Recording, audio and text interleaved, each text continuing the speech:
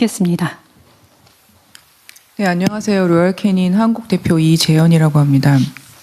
로얄캐닌 저 혼자서 소비재 회사인 것 같아서 약간 당황스럽긴 한데 로얄캐닌 잘 모르시는 분들을 위해서 살짝 소개를 드리자면 이재명 대통령님 반려견 바비 같은 아이들이 주식으로 먹는 사료를 판매하고 생산하는 대표적인 기업입니다. 저희는 미국의 마즈 그룹에 소속이 되어 있고요. 본사는 프랑스에 있습니다. 그리고 저희 회사는 일단 저희 사료라고 무시하시면 안 되는 것이 굉장히 이제 과학적인 영양을 기반으로 해서 아픈 반려동물까지 먹고 건강을 회복할 수 있는 제품까지 해서 고양이와 강아지의 다양한 특성에 맞춘 500여 가지의 맞춤 영양 솔루션을 제공하고 있고요. 저희는 저희 스스로를 단순한 사료 회사라고 생각하지 않고요.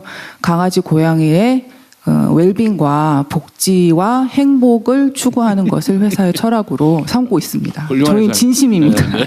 네, 그래서 아시아 태평양을 봤을 때 이제 바비와 같은 반려동물 수가 혹시 몇 마리일지 짐작이 되실까요?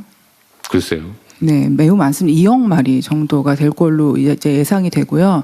그 아이들이 먹는 펫푸드는 약 최대 200조 규모의 시장이 될 것으로 저희가 추정하고 있습니다. 그래서 로얄캐닌에서는 사실 2014년부터 한국을 아시아 태평양 생산 거점으로 선정을 했고요. 그래서 저희가 한국에 공장을 짓고 1,500억 정도의 규모의 투자를 이미 진행을 했고 140여 개의 일자리를 창출을 했습니다. 그리고 지금 현재는 그 공장을 라인을 증설을 하고 있고요. 그 증설을 위해서 2,900억 정도의 투자를 추가로 하고 있고요. 그리고 거기에 따라서 50개의 일자리를 저희도 창출을 할 것으로 예상을 하고 있고 저희가 이제 고용한 직원분들은 모두 65% 이상이 30대 미만의 이제 젊은 분들이라고 그 지역의 탤런트라고 이해를 하시면 되겠습니다. 그래서 사실 그 200조 아시아 태평양의 200조라는 그 규모가 무시하시면 안 되는 것이 그 저희가 뭐 첨단 첨단 기업은 아니지만 예를 들면 그 뭐 배터리나 바이오 같은 기업들이 초기에 이제 전략적으로 저희가 주목을 하고 투자를 했을 때 그 초기 성장 단계의 사이즈라고 이해를 하시면 될 것 같고요. 소비재 쪽에서는 이 반려동물과 관련된 산업 그리고 펫푸드가 성장률이 가장 강하다고 볼 수 있습니다. 그래서 저희가 이런 투자를 할 때 정부에서 저희가 큰 지원을 받았습니다. 그 지방 투자 촉진 지원금이라고 해가지고 120억 정도를 저희가 지원을 받아서 큰 투자를 계속 늘려가고 있는데요. 그냥 이 지원금의 구조적인 한계가 한 가지 아쉬운 것이 그 회사당 한 번만 지원을 해주시는 걸로 한정이 되어 있어서 저희가 한국을 아시아 태평양의 어떤 펫 산업의 거점으로 이제 만들고 싶은 회사들은 투자를 지속적으로 늘려가고 있는데 지원이 이미 끝나버려서 다시 지원을 받지 못한다는 것은 좀 아쉽게 생각을 하고 있습니다.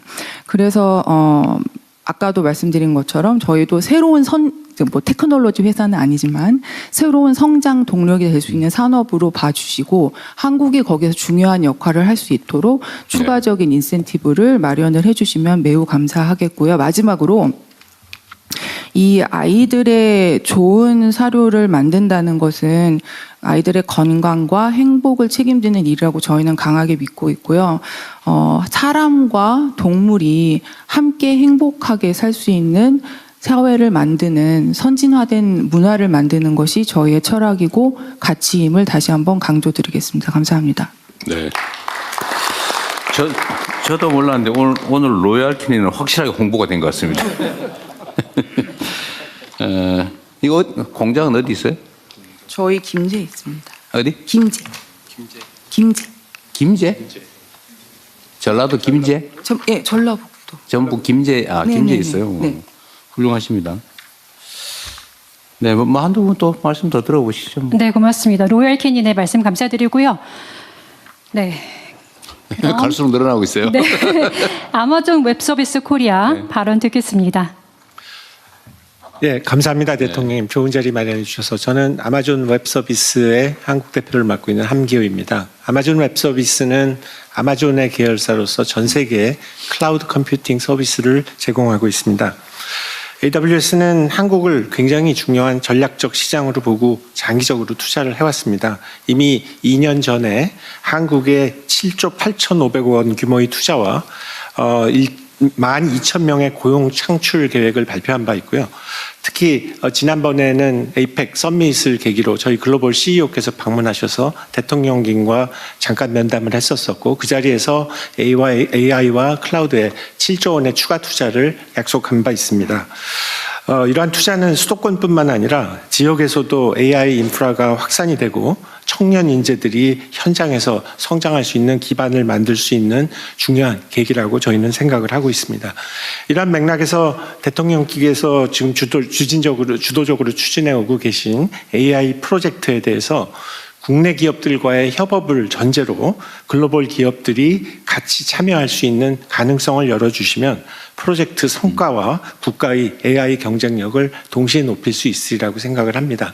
또 하나 말씀드리고 싶은 부분은 이미 저희 CEO와도 말씀을 나누신 부분인데 한국의 공공시장은 정말 매력 있는 시장입니다. 저희는 굉장히 많은 관심이 있고 CSAP이라고 얘기하는 CSAP 이거에 대한 얘기도 많이 나누고 있었는데 실제 현장에 가보면 아직도 좀 혼란스러운 그런 상태이고 관련된 기관들이 빨리 협의를 해서 전략적인 방향을 제시해 주시면은 또 다른 차원의 큰 투자를 저희들이 할 수 있는 그런 계기가 되리라고 생각을 합니다.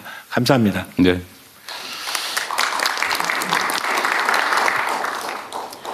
네, 말씀 감사드립니다. 네, 이상으로 토론을 마무리 지어야 될 것 손 드신 같은데요. 분 한 분만 하시죠. 네, 그럼 마지막으로 이콜랩 발언 듣겠습니다. 감사합니다. 발언 기회 주셔서. 저 한국 이콜랩 위안권 대표입니다. 오늘 뭐 이렇게 외투 기업의 목소리를 관심을 가져주셔가지고 대단히 감사합니다. 제 이콜랩은 미국에 본사를 두고 있는 전 세계에서 한 170개국에서 이제 비즈니스를 하고 있는 글로벌 회사인데요. 한 103년 된 회사입니다. 저희는 우리 인류의 그 지속 가능성과 관련된 과제, 그 중에 물 문제, 식품 위생 문제, 전염병 감염 예방 여기에 집중해서 사회적인 가치 창출과 그 비즈니스의 이익을 동시에 창출하는 그 공유 가치 창출 비즈니스 모델을 실천하는 ESG 선도 기업입니다. 저는 오늘 우리나라의 물 부족 문제 해결하는데 또 그리고 산업의 지속 가능성을 도움이 될 만한 정책적 제안을 좀 드리려고 합니다. 물론 저희 회사의 그 향후 투자 확대하고 밀접한 관련이 있는 영역입니다. 결론부터 말씀드리자면은 물 재이용이나 재활용을 광범위하게 확대하기 위해서는 이 지속 가능한 인센티브 프로그램이 좀 필요하다라고 생각을 하고 있습니다. 물론 우리나라의 그 물 재이용법 제도와 뭐 법률이 전반적인 틀은 잘 갖춰져 있습니다. 그런데 실제 산업 현장에서는 경제성이 좀 부족하거든요. 그래서 광범위하게 확대가 지금 안 되고 있는 실정입니다. 그래서 현재 기업들이 물 재이용, 재활용하기 위해서 투자를 하면 초기 투자비 그리고 운영비가 지금 공업용수 비용 대비 2배에서 3배 정도 지속적으로 비용이 발생하고 있는 그런 실정이거든요. 이미 기술이 많이 발전돼서 재이용, 재활용을 광범위하게 확대할 수 있는데도 불구하고 이런 경제성 때문에 지금 확대가 안 되는 그런 상황입니다. 그래서 예를 들자면 물을 절감해서 재이용이나 재활용했을 때 그 성과를 측정해 가지고 뭐 워터 크레딧 같은 그런 제도의 정교한 제도의 설계가 되면 이 기업들이 자발적인 투자를 해서 이 물 부족 문제를 해결할 수 있는 광범위한 이 확대가 가능하지 않을까 이렇게 생각하고 있습니다. 그래서 이를 통해서 대한민국이 이 물을 효율적으로 활용하는 워터 서큘러리티 선도 기업 국가가 되도록 정부, 산업계 그리고 글로벌 회사가 같이 협력할 수 있는 그런 토대가 마련됐으면 좋겠습니다. 마지막으로 기회 주셔서 감사합니다. 네. 네, 감사드립니다. 이상으로 토론을 마무리 짓겠습니다. 미처 말씀하지 못하신 의견들은 배포해드린 정책제안서를 적극적으로 이용 부탁드리겠습니다. 작성해서 제출해 주시면 저희가 꼼꼼히 검토하도록 하겠습니다. 긴 시간 외국인 투자기업 간담회를 주재해 주신 대통령께 마무리 말씀 부탁드리겠습니다. 네, 긴 시간 좋은 말씀 주셔서 감사드립니다. 혹시 오늘 산업부는 못 왔는데 외국인 투자 기업들하고 예를 들어 정기적인 소통 채널이나 시스템은 있나요? 예, 대통령님, 저 산업부에 저희가 새 정부 들어와서 외국인 투자 지원단이라는 걸 만들었습니다. 새로 만들었어요? 예, 그래서 완스톱처으로 해서 모든 부처들이 다 함께 할 수 있는 그런 체제가 있고 또 코트라의 외국인 옴부즈만 이런 부분이 있어서 오늘 개별 기업에서 말씀해 주신 그런 애로들 이런 거는 개별적으로 옴부즈만 그리고 개별적인 프로젝트 매니저가 가서 팔로우업을 할 수 있도록 그렇게 되어 있습니다. 네. 코트라는 아마 포지티브한 산업, 경제 협력 이런 부분이 추가될 것 같고 규제나 아니면 지원이나 이런 건 아무래도 행정부에서 좀 맡아줘야 될 텐데 산업부에 별도 지원단을 만들었다는 얘기죠. 네. 예. 그 혹시 지금 상위 계신 분들은 저런 조직이 만들어져 있다는 거 아시나요? 아, 그래요? 어쨌든 정기적으로든 비정기적으로든 자주 이렇게 소통 통로를 아예 만들어 놓으면 좋을 것 같고요. 꼭 이렇게 오프라인에서 물리적으로 모이지 않더라도 네트워크를 만들어서 요즘 SNS나 이런 거 워낙 잘 발달했으니까 무슨 토론방을 하나 만들든지 해서 어쨌든 외국인 투자 기업들 새로 시작하는데 또 지금 하고 있는데 불편함이나 개선 사항이나 아니면 제안이나 아니면 조언이나 이런 것들을 좀 일상적으로 좀 받아 쓰면 좋겠다는 생각이 듭니다. 꼭 이게 모이지 않더라도 그렇게 했으면 좋을 것 같고요. 아까 로얄 캐니는 첨단 산업이 아니라고 되게 미안해하는 것 같은데 이거 첨단 기술 산업인지는 잘 모르겠는데 첨단 산업인 거 맞습니다. 아마 앞으로 각광받을 산업 영역이 아닌가 싶은데 대한민국도 지금 다 원래 농수산물은 대체적으로 수입하는 나라인 줄 알았더니 요새는 식품 산업 수출이 주요 산업으로 또 이게 성장하고 있어요. 그건 모르는 거죠. 어떤 게 첨단 산업인지는 아무도 모르는 겁니다. 네, 오늘 여러분이 주신 여러 가지 조언들 매우 크게 도움이 됐습니다. 그리고 이제 국제적으로는 국경이 거의 경제적 측면에서는 사라진 사회가 돼요. 세상이 돼서 이제는 외국인 투자라고 하는 것도 사실은 옛날에는 특별했는데 이제는 일상의 일부가 됐죠. 그러니까 자국 내 투자나 해외 투자나 다름이 없게 우리로서는 더 많은 외국 자본들이 대한민국에 투자해서 지역 내 생산도 늘리고 일자리도 늘리고 국가 재정도 또 늘어나는 이익도 있어서 전적으로 환영하는 바입니다. 그리고 앞으로는 더욱더 외국인 투자자 여러분들이 더 편리한 환경에서 더 적극적으로 투자 활동을 할 수 있도록 저희가 행정적으로든 여러 가지 모든 면에서 적극적으로 지원할 뿐만 아니라 요청을 드리도록 하겠습니다. 아까 통계 자료에도 보니까 외국인 기업들의 청년 고용률이 훨씬 더 높다고 또 대체적으로 보면 사실은 또 처우도 좋은 것 같아요. 그래서 저희는 외국인 투자자, 외국인 기업에 대해서 감사한 마음을 가지고 있습니다. 그리고 하나 제가 추가로 좀 말씀을 드리면 아까 전력 가격이 좀 비싸다는 말씀은 못 하시고 적정치 않다 이런 정도로 표현했는데 최근에 비싸진 게 사실이죠. 국제 기준에 비하면. 그러나 대한민국의 생산 단가에 비하면 또 그리 비싼 건 아니어서 그리고 대한민국의 전력 공급 체계에 좀 문제가 있는 거죠, 사실은.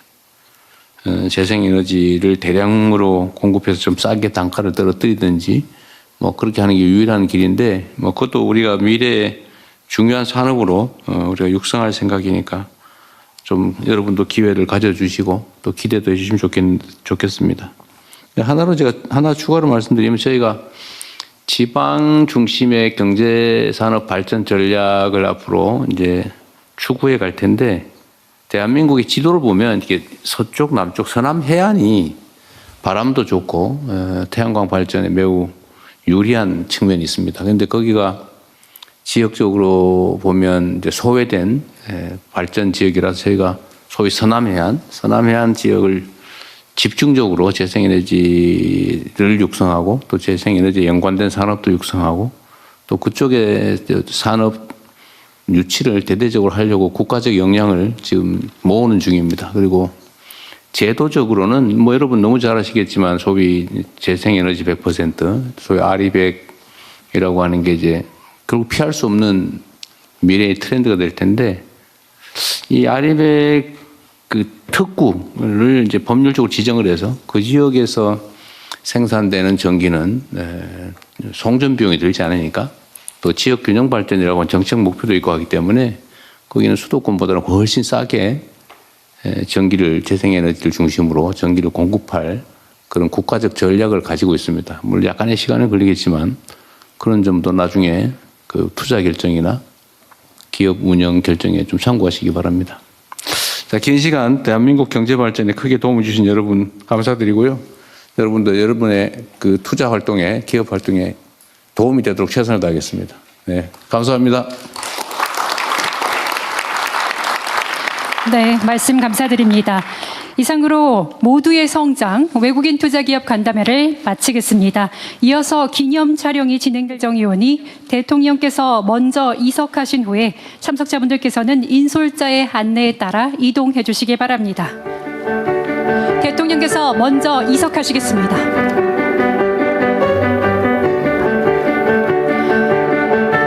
이상으로 오늘 행사를 모두 마치겠습니다. 이후 기념 촬영이 있겠습니다. 기념 촬영은 사전에 안내드린 바와 같이 2개조로 나누어서 진행될 예정입니다. 참석자분들께서는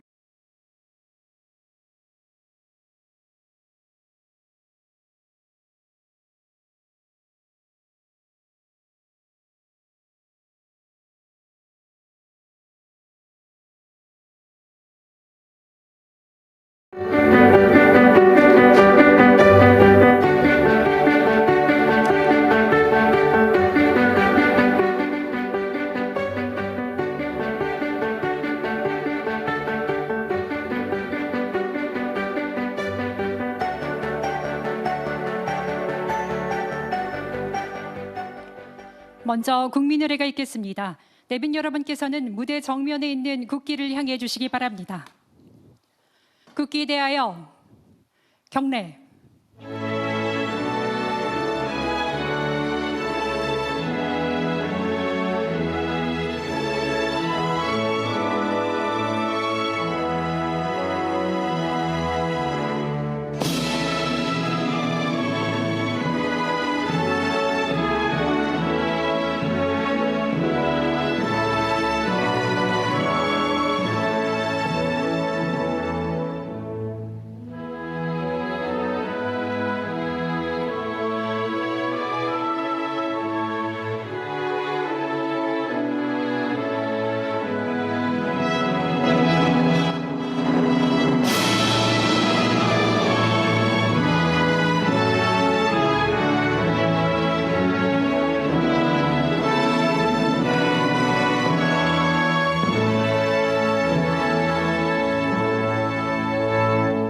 바로 모두 자리에 앉아 주시기 바랍니다.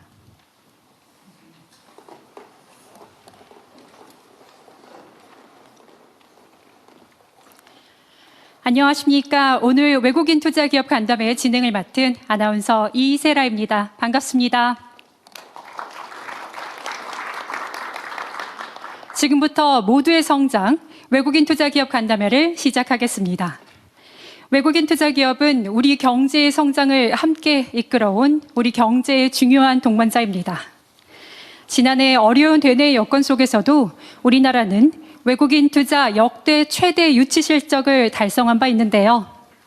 오늘 이 자리는 외국인 투자기업 대표 여러분들과 함께 청년의 도약, 지역의 성장을 주제로 외국인 투자가 나아갈 방향을 논의하기 위해 마련되었습니다. 그럼 첫 번째 순서로 이재명 대통령의 모두 말씀을 듣겠습니다. 네, 우리 외국인 투자자 그리고 외국 상공회의소 임원진 여러분 이렇게 만나 뵙게 돼서 참으로 반갑습니다. 우리나라식으로 얘기하면 새해 복 많이 받으십시오. 사업도 성공적으로 이끌어 나가시기 바랍니다. 외국인 투자는 대한민국 경제 성장 발전의 핵심 축이었고 또 앞으로도 매우 중요한 역할을 하게 될 것으로 기대합니다. 작년이죠, 벌써 작년 하반기에 이제 외국인 투자가 대폭 늘어났다고 합니다. 역대 최대라고 하네요. 아마 작년 한 해를 통째로 보면 정말 전반기는 매우 불안정하고 또 심지어 마이너스 성장까지 하면서도 아마 국내에 투자하신 여러분들 또 투자하시고자 했던 외국인 투자자 입장에서는 매우 불확실한 시기였던 것 같습니다. 그런데도 하반기에는 거의 되돌아온 측면도 있겠지만 워낙 대규모로 사상 최대의 외국인 투자가 이루어졌다고 하는데 대한민국 정부로서는 매우 환영하고 또 여러분들의 투자에 임하는 기대가 실망으로 변하지 않도록 저희가 최선을 다하도록 하겠습니다. 아마 여러분께서는 대한민국의 현재 경제 상황에 대해서 현장에 또 계시기도 하기 때문에 과거와는 다른 면모를 보시는 측면이 있을 겁니다. 특히 뭐 그게 드러나는 게 아무래도 자본시장, 주식시장의 전례 없는 변동이죠. 우리 대한민국 국민들도 놀라고 있지만 사실 저도 뭐 이렇게 될 줄은 알긴 했는데 너무 빠르다. 예상보다 너무 빨라서 놀랍다는 생각도 합니다. 그러면서도 또 한편으로 생각해 보면 이 정상화의 과정이기 때문에 대한민국이 가지고 있는 원래의 기초 체력 이하로 평가되고 있던 것이 이제는 조금 제대로 평가받는 과정에 있는 것 같습니다. 앞으로도 그러면 어떻게 될 거냐. 저는 우리 대한민국의 주식시장이 대한민국에 투자하시는 여러분들의 미래를 좀 보여주는 거 아니냐 이런 생각이 듭니다. 대한민국 시장은 여전히 저평가되어 있고 또 한편으로는 인적 자원이나 물적 기초 이런 것들이 매우 뛰어나기 때문에 앞으로도 성장 발전 가능성 매우 높다라고 저희는 자부심을 갖습니다. 뭐 너무 잘 아시겠지만 이제 경제라고 하는 게 자유로움에 기반하죠. 그래서 자유민주주의와 시장경제, 자본주의가 어울릴 수밖에 없는 것인데 이 자유로움의 가장 본질적인 요소는 합리성과 예측 가능성입니다. 그러니까 합리적이라 해야 되죠. 불공정하고 불투명하고 이런 건 경제에 매우 해악적인 요소 아닙니까? 그리고 또 한 가지 중요한 것은 이제 안정성이죠. 불안하면 경제가 살 수가 없지 않습니까? 상황이 나쁘더라도 예측 가능하고 안정적이기만 하면 뭐 대비를 할 수가 있는데 이게 앞으로 어떻게 갈지를 잘 모르겠다라고 생각이 되면 대응하기가 참 어려워서 경제적인 결단을 하기는 매우 어려울 겁니다. 그런 면에서 보면 이제 우리 대한민국이 앞으로 가고자 하는 방향은 명확하게 말씀드릴 수가 있습니다.